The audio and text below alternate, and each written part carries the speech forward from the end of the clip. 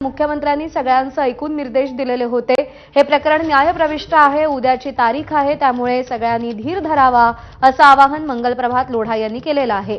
पण अशा पद्धतीने कबूतरखाने बंद करण्याला त्यांनी याआधी विरोध देखील दर्शवलेला आहे।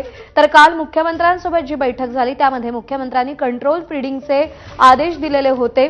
पण दादरमधला जो कबूतरखाना आहे, जो मोठा कबूतरखाना आहे, त्याच्यावर महापालिकेने ताडपत्री टाकलेली होती। ती ताडपत्री टाकल्यानंतरची दृश्यही आपण पाहिली होती की असंख्य कबूतर इकडे येऊन बसत होती, पण त्यांना अन्नधान्य मिळत नव्हतं आणि हीच परिस्थिती पाहून जैन समाज आक्रमक झाला।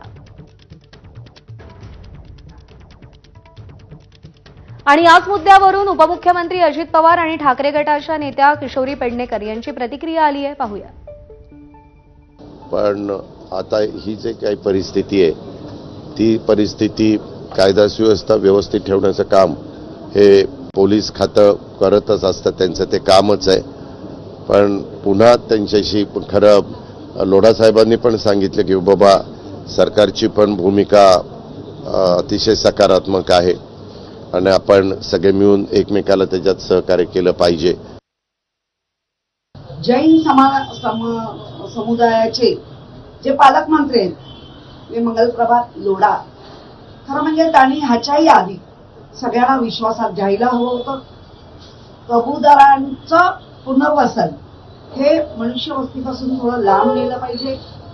त्यांच्याकडे बऱ्याच इमारती बांधतायत, काय तिथे यांच्याकडे जागा आहे, त्या अशा जागा काही करा की जिथे मनुष्यवस्ती कमी राहतील नसतीलच तिथे कबुतरांना त्यांचं पुनर्वसन करा।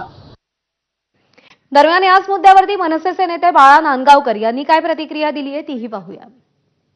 दबावाखाली बळी पडतो वगैरे असा भाग मला तरी दिसत नाही, पण ठीक आहे, या जरी तुमच्या सगळ्याच्या भावना जरी असल्या तरी सुद्धा कबूतर हे सुद्धा पक्षीच आहेत, त्यांना अन्नधान्य मिळालं पाहिजे।